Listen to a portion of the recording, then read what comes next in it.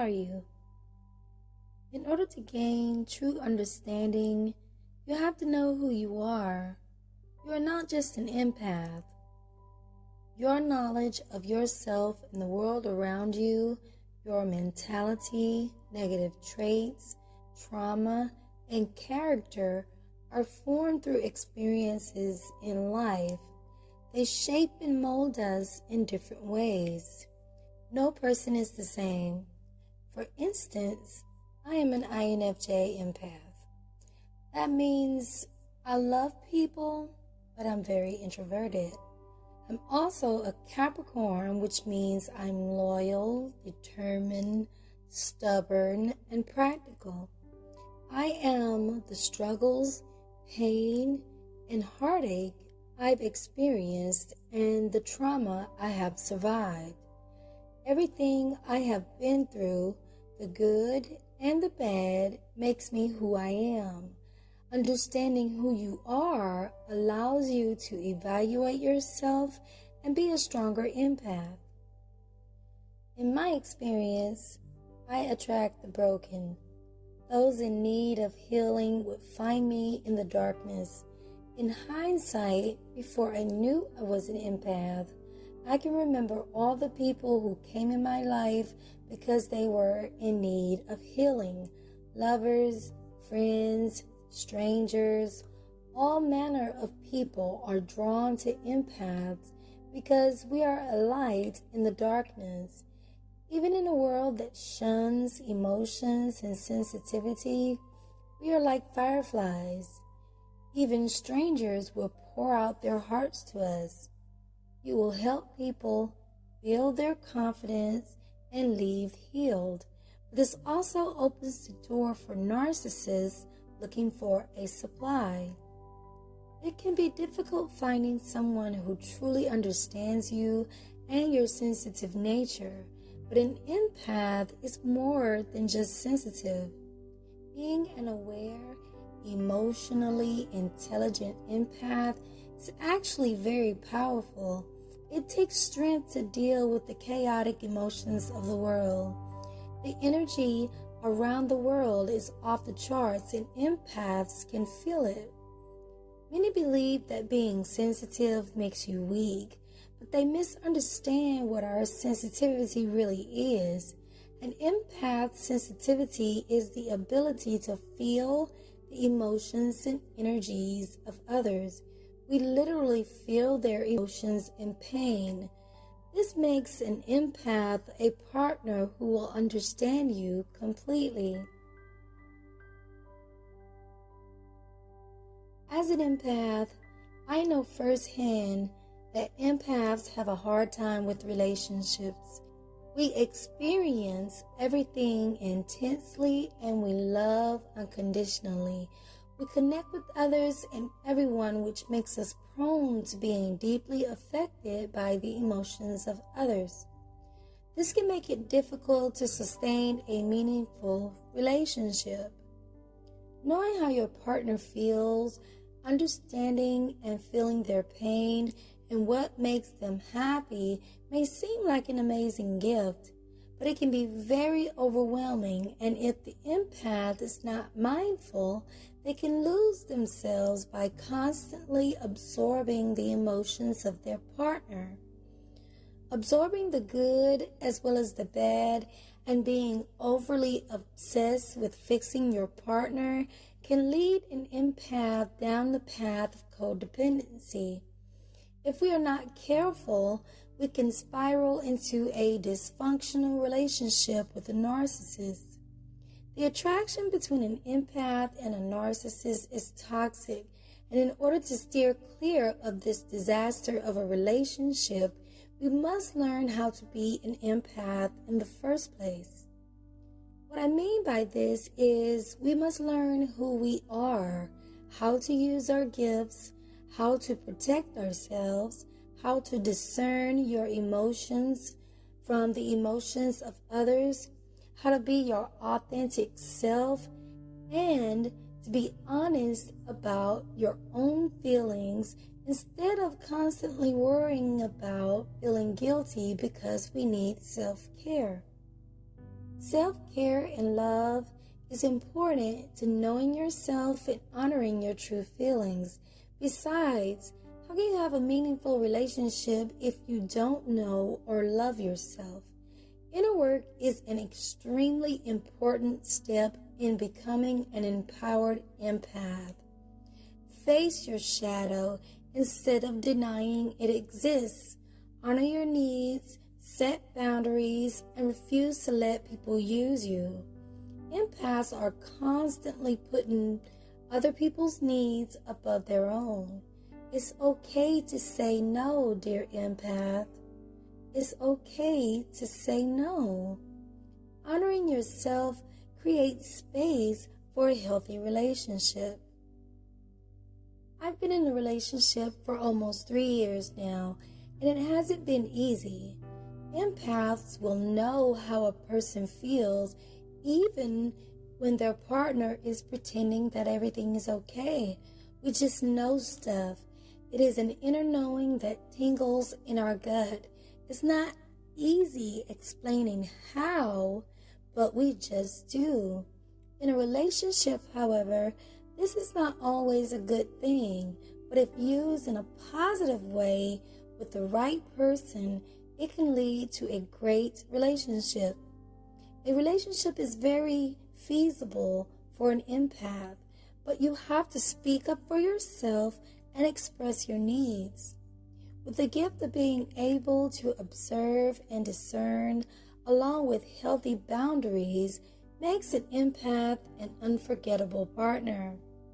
Gaining emotional intelligence will empower you. Trust your intuition. According to psychologist, writer, and empath Judith Orloff's book, The Empath Survival Guide, there are 10 common challenges and adjustments necessary to create successful relationships. 10 Strategies to Love an Empath by Judith Orloff. Number 1. Value regular alone time to decompress and meditate. For an empath, having alone time in a relationship is about self-preservation. It's not just a luxury. Balance alone time with people time. Regularly take what I call a golden hour to decompress. Also get into the habit of having many breaks throughout the day. Tell your partner how vital this is for you, because empaths need to think and process alone to regroup. This time out gives you space to internally work through issues about the relationship too, so you have more clarity later with your partner. When you lovingly explain this to your partner, he or she is less likely to feel rejected or take it personally. Make the issue about you and your own sensitivities. Number 2, discuss how much time you spend socializing. Non-empaths often like to mingle, but empaths, especially the introverted type, have a much more limited capacity and truly enjoy being alone in situations where others would prefer being social. Try to compromise with a non-empath mate in these circumstances. Number 3, negotiate and make adjustments in physical space. Breathing room is essential.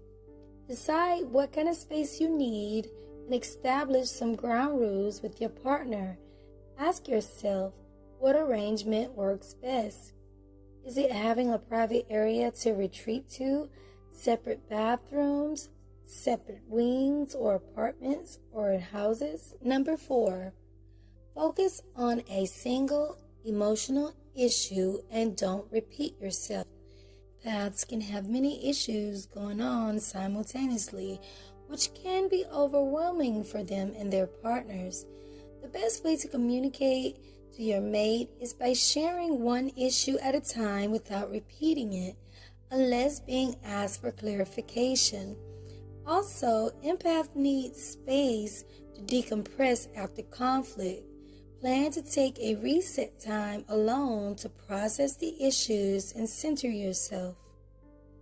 Number 5, don't take things personally, even when they are personal. This is an important but demanding principle of the spiritual path, yet is basic to good communication and relationship harmony. Try to be less reactive to comments and more centered so you aren't triggered as often or intensely. Number 6, use the sandwich technique. Make requests, not demands. Sandwich something that you'd like your partner to change or an area of conflict between two positive statements. Here's how it works. First, you could say, I love you so much and I appreciate your support. Then put in your request. I need your help with something. I would like to meditate for half an hour each night. It would be great if you could give me that private time. It will help me be even more present with you later. Then hug your partner and thank him or her for taking care of you in this way. Remember to use this technique when you're raising difficult issues. Number 7, observe the no yelling rule. Empaths become overwhelmed around yelling and loud voices. Our partners need to accept this about us. For the sake of preservation, I am strict about this rule in my house. Number 8, don't be a people pleaser.